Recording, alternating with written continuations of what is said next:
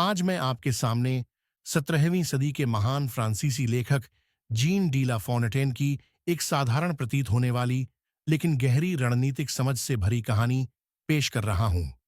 Fontaine की कहानियां न केवल मनोरंजन करती हैं, बल्कि उनमें छिपी होती है वह चतुराई और मनोवैज्ञानिक अंतर्दृष्टि जो हमें सिखाती है कि कैसे कठिन परिस्थितियों में भी सूझबूझ से जीत हासिल की जा सकती है।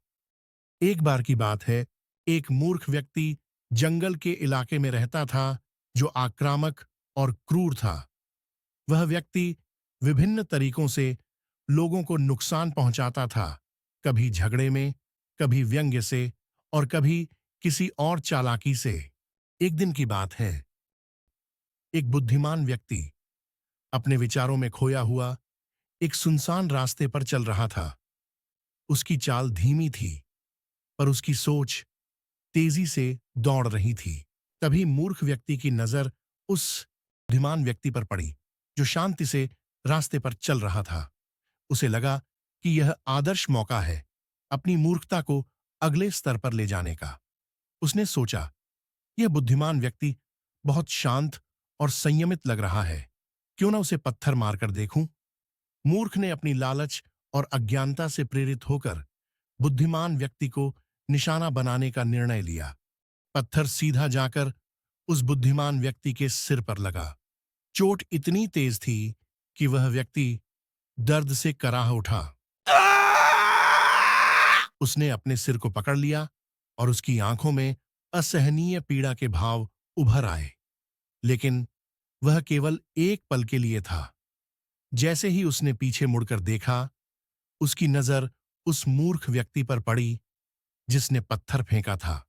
सामान्य स्थिति में कोई भी व्यक्ति इस तरह के हमले के बाद गुस्से से भर जाता और पलटकर जवाब देता, लेकिन इस बुद्धिमान व्यक्ति ने कुछ अलग किया। उसकी दर्द भरी आंखें अचानक एक शांत और सूझबूझ भरी नजर में बदल गईं। वह समझ चुका था कि यह केवल एक क्षणिक हमला नहीं था, बल्कि एक ऐसा क्षण था जिसे वह अपनी रणनीतिक सोच से एक अवसर में बदल सकता था। उसने अपनी पीड़ा और गुस्से को एक तरफ रख दिया और अपने चेहरे पर एक मुस्कान ले आया। इस तरह की प्रतिक्रिया ने मूर्ख व्यक्ति को हतप्रभ कर दिया। वह सोच भी नहीं सकता था कि उसकी हिंसा का जवाब इस तरह मिलेगा। बुद्धिमान व्यक्ति ने कहा, वाह, क्या निशाना था! तुमने मुझे सचमुच प्रभावित किया। लेकिन यह केवल शब्दों से नहीं होना चाहिए, मेहनत का सच्चा इनाम भी मिलना चाहिए। यह कहकर उसने अपनी जेब से कुछ पैसे निकालकर मूर्ख व्यक्ति को दिए। फिर उसने थोड़ा रुककर एक नाटकीय अंदाज में अपने चारों ओर देखते हुए कहा, लेकिन देखो, वहां वह आदमी खड़ा है, असली अमीर। अगर तुम अपनी इस कला को उसके सामने दिखाओ और अगर तुम उस पर भी इसी तरह पत्थर फेंको, तो यकीन मानो वह तुम्हारी प्रतिभा से दंग रह जाएगा। उसकी निगाहों में तुम्हारी काबिलियत का जादू ऐसा होगा कि वह तुम्हें बहुत बड़ा इनाम देगा। मेरे पास जो है वह तो कुछ भी नहीं है उसके सामने। मैं तो एक मामूली इंसान हूं। जैसे ही मूर्ख व्यक्ति ने यह सुना, उसकी आंखों में लालच की चमक और भी तेज हो गई। बड़ा इनाम पाने की चाह में वह दौड़ते हुए उस अमीर आदमी की ओर बढ़ा जो अपने सेवकों से बात कर रहा था। बिना एक पल भी सोचे उसने एक भारी पत्थर उठाया और पूरी ताकत से उस अमीर आदमी पर फेंक दिया।